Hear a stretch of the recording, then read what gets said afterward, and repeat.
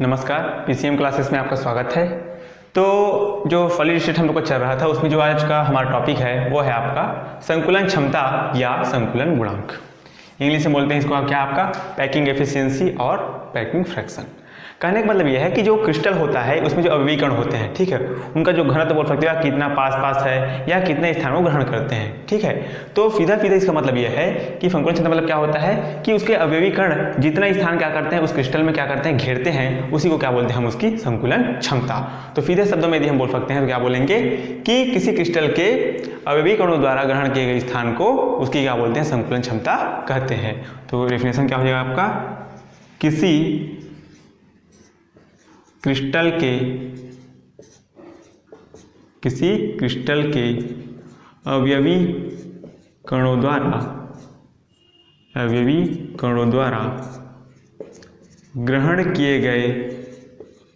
ग्रहण किए गए स्थान को उसकी संकुलन क्षमता या संकुलन गुणांक कहते हैं।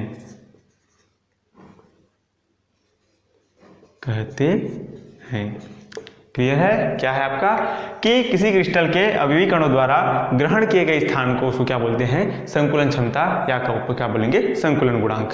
यदि इसका फार्मूला के रूप में देखें तो संकुलन क्षमता को हम लिख सकते हैं संकुलन क्षमता बराबर क्या लिखूंगा, तो उसके अवयवी कण क्या है हमारा गोले के रूप में मान लो परमाणु है, छोटा कण क्या ले रहा हूँ हमारा अवयवी कण क्या मान लो परमाणु। क्या लिखूंगा मैं, एक परमाणु का आयतन बटे घनीय सेल का आयतन गुणा 100, ठीक है। परसेंटेज में इसको व्यक्त करते हैं तो संकुलन क्षमता जो है आपका या पैकिंग एफिशिएंसी या पीई करके भी आप डिनोट कर सकते हैं। तो पीई क्या हो जाएगा आपका, एक परमाणु का आयतन बटे घनी सेल का आयतन गुणा 100। क्लियर है आपका? तो यह है आपका क्या संकुलन क्षमता कि किसी क्रिस्टल के अवयवी कणों द्वारा ग्रहण किए गए स्थान को उसकी क्या बोलते हैं संकुलन क्षमता।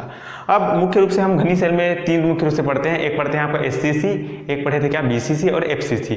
तो इन तीनों के लिए क्या करेंगे हम अलग अलग क्या करेंगे संकुलन क्षमता क्या करेंगे गणना करेंगे, ठीक है। आप वीडियो पॉज करके इसे नोट कर लीजिएगा, ठीक। तो चलिए शुरुआत करते हैं। तो सबसे पहले हम देखते हैं एससीसी के लिए जो है आपका संकुलन क्षमता। क्लियर, नोट कर लीजिएगा।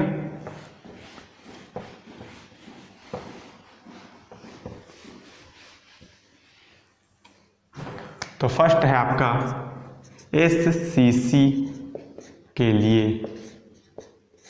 Packing efficiency. क्लियर, चलिए एससीसी क्या होता है, सिंपल घनी सेल इस तरीके से ये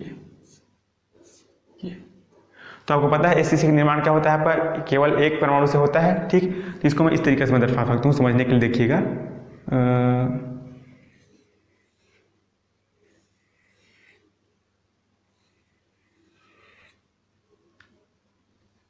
एक मिनट थोड़ा सा,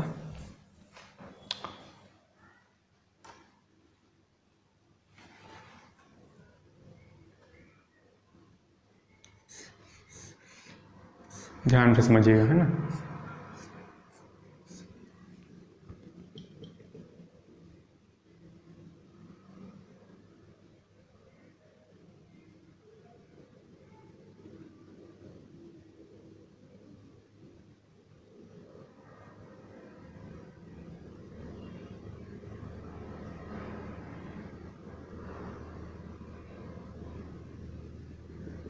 जी थोड़ा सा समझिएगा, ठीक है। तो मान लो एक आपका घनी यूनिट सेल है, ठीक है।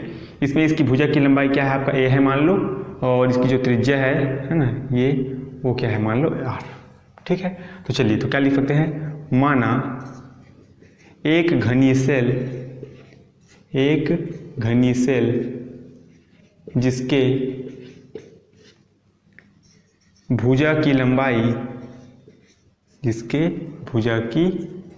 लंबाई a तथा त्रिज्या r है। त्रिज्या क्या है आपका? r है।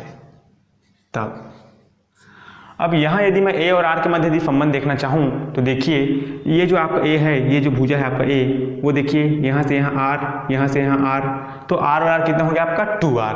कहने का मतलब ये है इस तरीके से a बराबर मैं क्या बोल सकता हूँ? 2r। कैसे? इस तरीके से देखो, क्योंकि ये भुजा आपका कुछ इस तरीके से दिख रहा है आपका, इस तरीके से। तो ये वाला हिस्सा r हो गया, ये वाला हिस्सा r हो गया, तो ये जो टोटल जो आपका a है, तो a बराबर मैं बोल सकता हूँ क्या? 2r। क्लियर? तब a बराबर क्या हो जाएगा आपका? 2r। चलिए संकुलन क्षमता की बात करें तो पैकिंग एफिशिएंसी ये क्या होता है आपका? एक परमाणु का आयतन, एक परमाणु का आयतन बटे घनीय सेल का, घनीय सेल का आयतन गुणा 100। क्लियर है आपका? पैकिंग एफिशिएंसी क्या होता है? एक परमाणु का आयतन बटे घनीय सेल का आयतन। तो चलिए, तो एक परमाणु का आयतन, एक परमाणु का आयतन, ठीक। तो यहाँ पर देखिए, ये परमाणु किस रूप में हम लोग का क्या है? गोला के रूप में, मतलब क्या है आपका? गोले का आयतन। तो क्या लिखेंगे हम लोग? गोले का आयतन। चूंकि आपका यहाँ एक गोला का निर्माण होता है, इसलिए लिख सकते हो क्या? एक गोले का आयतन। क्लियर? और गोले का आयतन का फॉर्मूला क्या होता है आपका? 4/3 पाई r की घात में 3। तो क्या हो जाएगा आपका?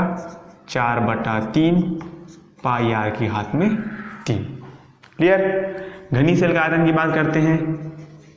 घनीय सेल का आयतन बराबर, तो घन का आयतन क्या होता है आपका? भुजा गुणित भुजा गुणित भुजा, या बोल सकते हो भुजा की घात में 3। तो सीधा सीधा क्या बोलेंगे? a की घात में 3। और यहाँ पर a का मान क्या है आपका? 2r। तो मान को रख दीजिए, तो ये हो गया क्या आपका? 2r की घात में 3। हल कीजिए, 2 गुणा 3 बार, तो 2 दूनी 4, 4 दूनी 8। तो ये हो गया क्या आपका? 8 और r की घात में 3। तो Pe क्या हो जाएगा? देखिए यहाँ पर, तो Pe मान को रख दीजिए। एक परमाणु का आयतन क्या है आपका? 4/3 पाई r की घात में 3। तो 4/3 पाई r की घात में 3, ठीक। पूरे का बटे घनी सेल का आयतन, घनी सेल का आयतन कितना है? 8 r की घात में 3। तो 8 r की घात में 3 गुणा 100। क्लियर? चलिए मान रख दीजिए यहाँ पर।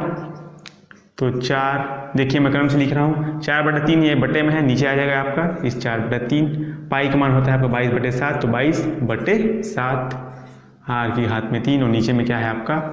8 r की घात में 3। इस तरीके से। क्लियर है चीज? चलिए, तो यहाँ देखिए, और ये हो गया आपका 100। तो r की घात में 3, r की घात में 3 कट गया, ठीक। यहाँ बात करते हैं, देखो 2 पे चला जाएगा आपका, 2 दूनी 4, 2 चौके 8, 2 एकम, 2 दूनी 4 और 2 11 22। अब कटेगा क्या आपका? नहीं कटेगा। तो क्या आ रहा है आपका? 11 गुणा 100 पूरे के बटे 3 गुणा 7 गुणा 2। क्लियर? ये हो जाएगा 11 एकम 1100, ये हो जाएगा आपका कितना? 7 दूनी 14, 14 तिया 42। तो जब आप इसे सॉल्व करेंगे, ठीक, आपको क्या करना है? भाग देना है फिर 42 से किसका? 1100 का। करके देखिएगा, तो ये लगभग आपका आएगा 52.4। तो यहाँ पर हम बोल सकते हैं SCC का जो पैकिंग एफिशिएंसी होगा वो होगा कितना आपका? 52.4%। क्लियर है आपका? मतलब ये है कि SCC में जो विकर्ण है वो कितना प्रतिशत स्थान घेरते हैं? 52.4% स्थान क्या करते हैं? घेरते हैं। और इस कंडीशन में यदि मैं रिक्त स्थान की बात करूं तो रिक्त स्थान कितना बचेगा आपका? रिक्त स्थान तो 100 में माइनस कर दीजिए इसको, 100 में क्या कर दो? माइनस कर दो 52.4 का। तो ये हो गया 10 में 4 जाएगा तो 6, ये हो गया 3, 10 में 3 जाएगा तो 7। क्लियर है चीज़? फिर हो जाएगा 6, तो हो जाएगा आपका 4, तो हो जाएगा 47.6। क्लियर? तो 47.6% जो स्थान है वो क्या होता है आपका रिक्त होता है, किसमें आपका एससीसी में। क्लियर है। तो इस तरीके से एससीसी का जो पैकिंग एफिशिएंसी कितना आ गया आपका 52.4%, 52.4%। क्लियर, नोट कीजिए।